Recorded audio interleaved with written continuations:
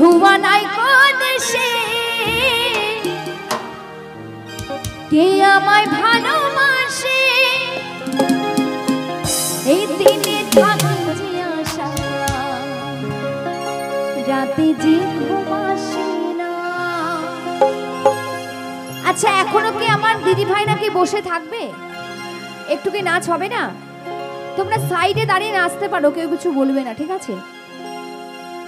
আমার মন মানে না